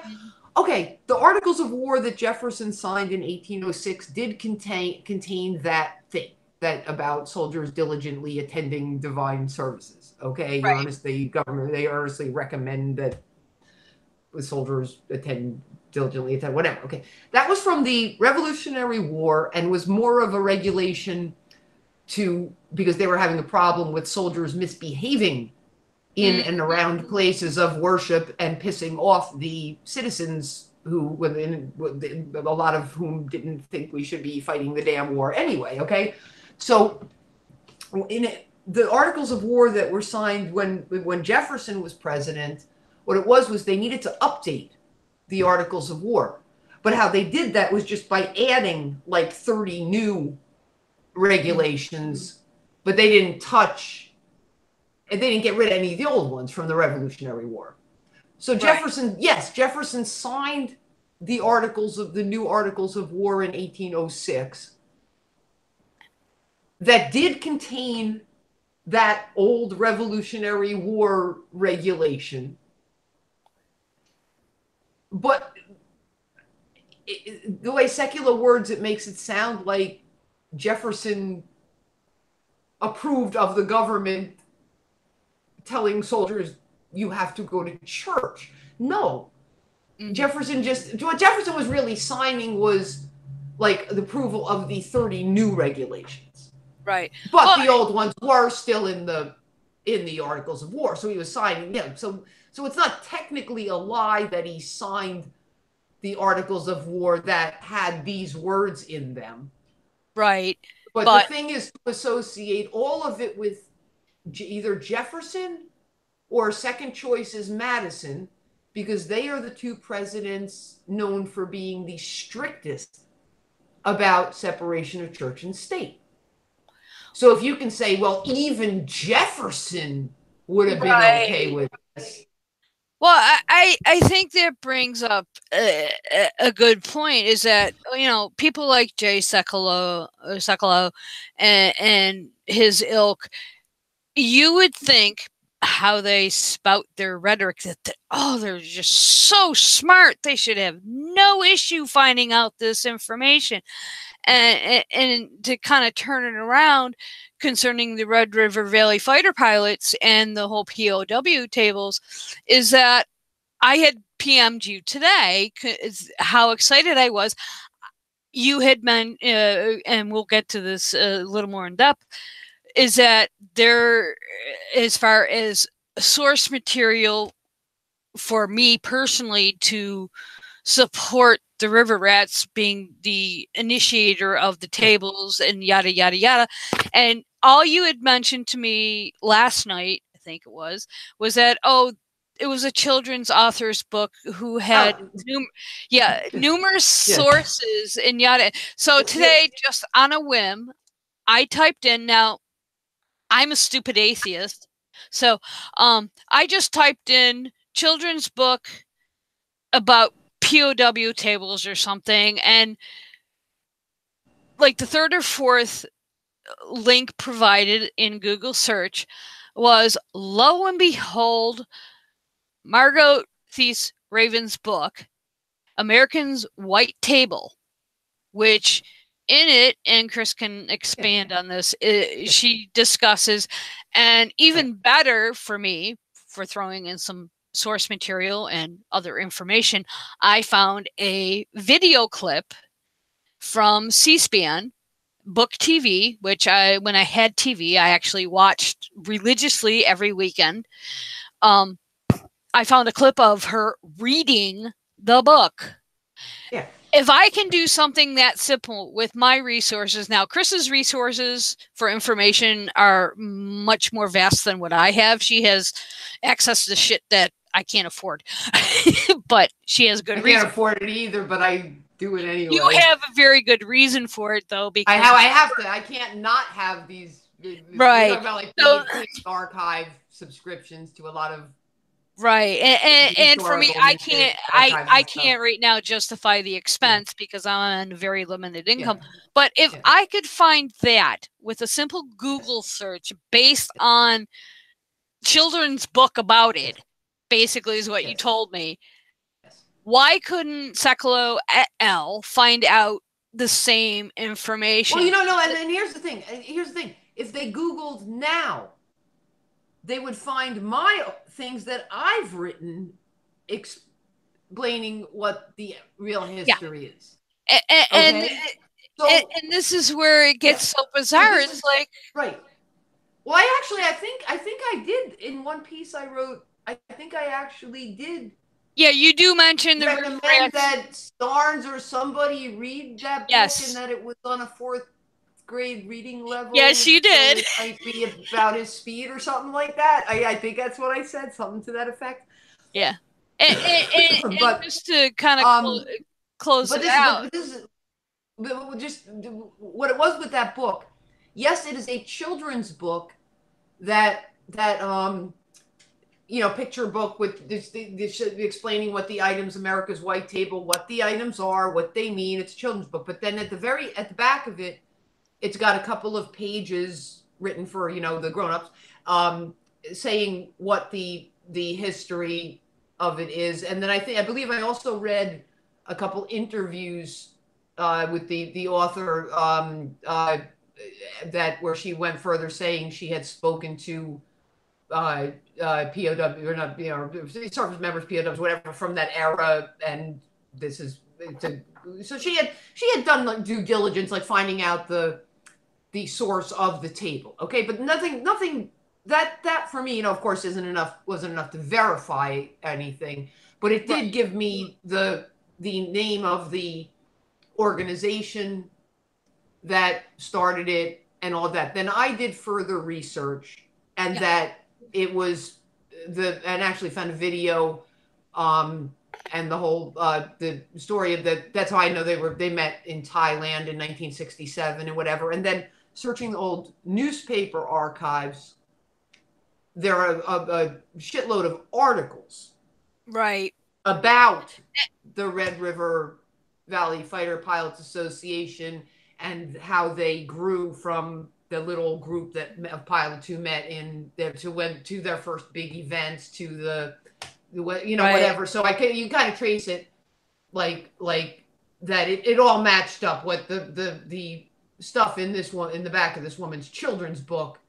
Yeah, I mean, matched up with real stuff, and then of course finding the American Legion's chaplain's manual, which has the list of items and the script that the American Legion uses, and no Bible. Yeah. Okay. So they came up with theirs in, like I said, it was a resolution they passed in 1985. Now, who would have been around the American Legion then? Probably a whole bunch of guys who had been in Vietnam, who, like, from that era, who knew what the tradition was, knew what was supposed to be on those tables. Okay, so the American Legion, and like I said, it doesn't. I think I even wrote a piece at one point during one of our cases with this, saying with a snarky title like, something like, looks like the American Legion hates Jesus, because they don't include, you know, because they went on to say because they don't include a Bible. I said, no, that doesn't make them anti-religious. They're a very religious organization. They just didn't see a need to add a Bible to a tradition that wasn't a religious tradition and never had a Bible. That doesn't make it anti-religious. It's just not adding a Bible to a tradition that didn't originally have a Bible. Well, I think that what you just said really drives home the whole point of why we're here tonight, is that I was telling a friend of mine about, you know, the show. I was kind of excited about it, yada, yada, yada, blah, blah, blah. And basically, they were like, well, why the fuck do you care? And I'm like, or why should you guys that are listening care? Well, and that's and it's like either with or without the Bible, yes, the POW/MIA tables are honoring our missing. And I have a cousin from Vietnam who served in Vietnam, and he is yet to come home. Right. Okay. So yes, it's true. They're honoring our missing. There's no dispute. But it's the revision, a la David Barton. But there's a bigger reason that people should care. Like when people look at, say, and not just this particular issue, where people might, you know, on our side. And this is the problem. This is why we're never going to win the so-called culture wars, because, you know, Sekulow can put out anything. Oh, they're trying to steal this tradition from us. Oh, the atheists. Oh, yeah. Be afraid. Okay, and get thousands and thousands of likes and shares and lots of money and people ranting and raving in the comments and all this. People just like outraged. Thousands and thousands of people are outraged. Our side, probably, well, so what if there's a you know, if there's, but you know, that's like, so what if there's a 10 Commandments monument? So what? It doesn't affect me. This, that. You know what? Our side does not have any like vested interest in it, but yet they're the same people on our side. Like, oh my God, how are they, you know, like they're passing this legislation, you know, like, you know, this, say reproductive rights or, you know, cousin, like any of the issues that they are concerned about, they just do not see the connection to, well, how did those people that are passing all this stuff that, really is affecting people now, how did those people get into office? Exactly. And this is why, well, let's see. Maybe because people like David Barton said, hey, it's your biblical duty to vote for Trump. Hey, you got to vote your vote. Hey, it doesn't matter if you're voting against your best interest, because, you know, the Bible says that Jesus said in the Bible he was against the minimum wage and capital gains taxes. Yeah, Jesus said that. You got Bible verses. So, yes, you know what? You might want to dismiss Barton. This is the problem with our side. This is our biggest problem of our side is people, and that's why I rail getting and how do you, what do we do? And that's been the thing with me for years and years and years, is like, what do we do about this? How do we get people on our side to get as fired up about these issues as the other side gets? Because you know what? The other side getting all those people fired up about this is going to translate into votes. Yeah. For the kind of people that are going to vote for the shit that then a bunch of people on our side will go march around in pink hats and say, oh my God, how did this happen? Yeah. And you know, and that's the thing. That's why I'm obsessed, and I know I am, with SOCAS issues, and why it's very hard for me to not be so one-tracked, because when I am personally affected by some of these votes and legislations, and I mean, I got into an argument. In fact, it's probably going to be a topic of a show in the next 2 weeks. I don't know which week yet.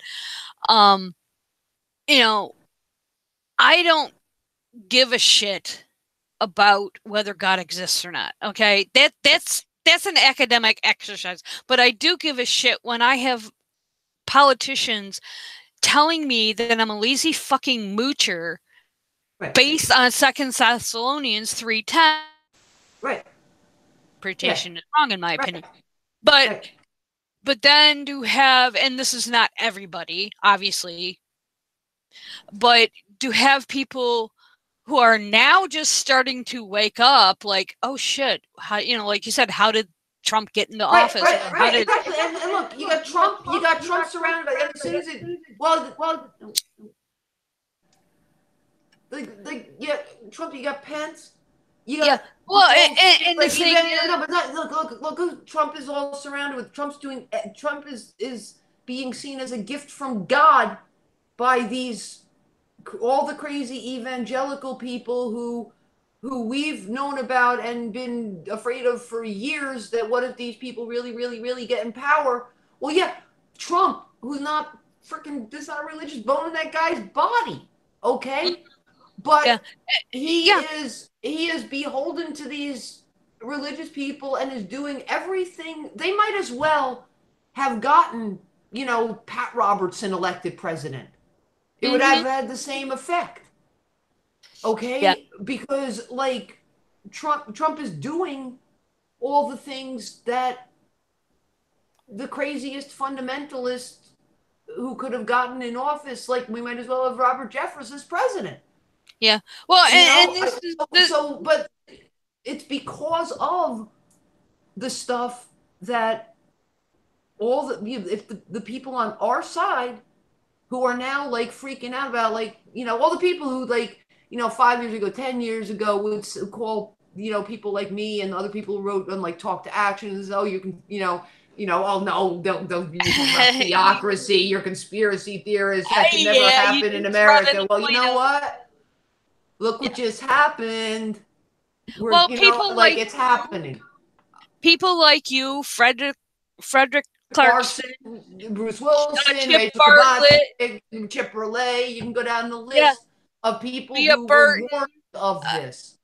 Exactly. Goldberg. I mean, the list goes on and on of people who have been, all the people, anyone who's written like the Public Eye, magazine that PIR.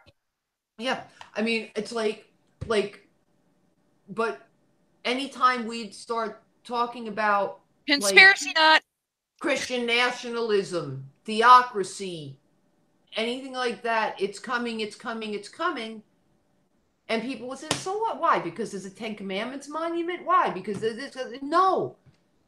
Because those are the things that the other side can use to get their religious flock so afraid of a takeover by secularists that they can get them to vote in these people that are going to stop the secularists. They can do that. They can, muster up all these votes. Yeah. Well, but that we need to do the same thing on our side to get people on our side to see that, no, it's not about the POW MIA table. No, it's not about that Ten Commandments monument. No, it's not this little issue, that monument, no, it's about everything. The other side using these things to rile up their followers with the end goal of voting in the people, the kind of people you're seeing now, who are making these laws that really are affecting people's lives, and all the anti-LGBT laws, the reproductive rights, any of the issues that really are the huge big issues for people. Okay, it was, they still don't get it though. They still don't get how this happened. Because, well, and it's funny that they don't, because like Chip et al., who have been writing about the whole shebang for 25 years now. Back in 1985, there was a book written, I can't remember by whom. I believe it was Frederick that mentions it. It might have been Leah Burton too, but one of them mentioned the whole agenda of the Reich, what we are seeing culminating today in front of our faces, was written about back in 1985 as what they step by step by step. Yep. And I'm going to throw in my favorite and Dave Foda's favorite, the Wedge document. It was spelled right out for us to see. Yep. But like you said, you guys, Chip and everybody, I wouldn't throw myself in there, although I've had it thrown in my face that, oh, I'm just a conspiracy theorist. Yep. And this is why, you know, we're looking at the Seven Mountains, you know, the Seven Mountains mandate and all this, and the Rushdoony stuff, and the Reconstructionism and the all of it. Okay, that there have been people, and I mean, I got into this be 16 years ago. Okay, 2002 was when that's when I got into it, started being talked into writing that first book. Was in 2002. Yes, so I've been at this for 16 years, right? Yeah, I started in 2001. Fred Clarkson, Chip Burley, those guys, they were at it, like, and Rob Boston, there's writing in the back. I mean, like going back to through the 90s, okay, you know, and I'd say like probably Chip Burley, Fred Clarkson were the two real prolific writers on the subject. Okay, so they've been at it way longer than me, you know, and people just like, no, that could just never happen in America. Yep, so exactly. All this have been like warning. Yeah, it can. Yeah, look at this. They're gradually doing this. They're gradually doing that. Look, they've even put out this document saying this is what they're trying to do. Look, they've even put out this book. No, there's like this could never happen. And it's like you know, a Handmaid's Tale kind of crap here. Yeah, well, 1984, we're seeing it. President Trump just said, "Oh, don't believe what you see, fake news." But I think what culminates this whole topic, in a sense, is that Jeff Sessions, either today or yesterday, I don't remember the time frame, basically is now starting a religious liberty task force. I'm sure they'll be defending mosques. Of course. Yes, exactly, Morgan. Thank you for chiming in there. Didn't he very recently, you know, quote the Bible to justify like locking kids in cages? Yes. Because, you know, the Bible, God says, you know, establishes that there should be borders. Okay. So, you know, all these people who are like, you know, all the outrage, you know, over the separating kids from their families and locking kids in cages. Okay, and all these people now scrambling to march about this and volunteer for that and all of this. It's like, well, this is, it's these theocrats. They're justifying this shit with the damn Bible. Yeah. And okay, but you're still not getting why those of us who have been fighting this for years to try to, you know, prevent this from happening. I mean, well, unsuccessfully, obviously, because it's happening. But like, we were called conspiracy theorists. Yeah, I was literally taught about the dominionism in my private Christian school. Like, these are what we're trying to do. And then when I tell people, they're like, "Oh, you're just being crazy." I'm like, "No, I was."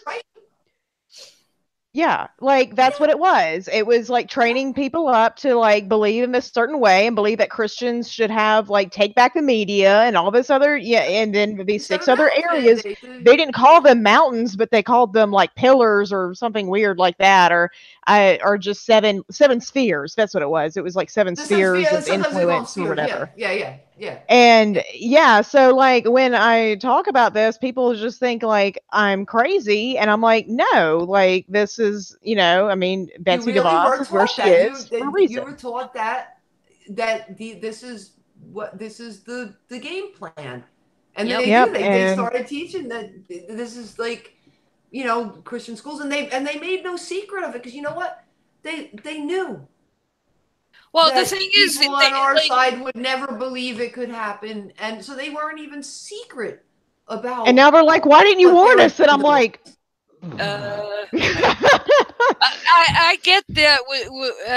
Although I've kind of changed the focus of my blog overall, what I post on Facebook and Twitter and stuff, it's like, what have I been doing for the last minimum 7 years? I wasn't quite as obsessed 10 years ago about this, but I became more so. But it's like, it culminates in this, and this is why, and we got to wrap up soon because we're already. Yeah, I was gonna say I'm fading here. And you're starting to fade, probably starting to fade. But this is why having you and people like you on Beyond the Trailer Park, and I get to do this more when Deb's away because I know I probably drive her fucking nuts with my obsession with SOCAS especially. But Chris, I can't thank you enough for coming on and help clarify some of this craziness that been going on.